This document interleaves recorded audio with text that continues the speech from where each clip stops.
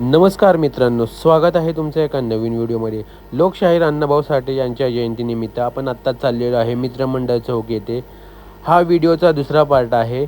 या व्हिडिओमध्ये तुम्हाला सर्व साऊंडच्या लाईटीचे सेटअप बघायला मिळणार आहे. तर व्हिडिओ नक्की शेवटपर्यंत पहा.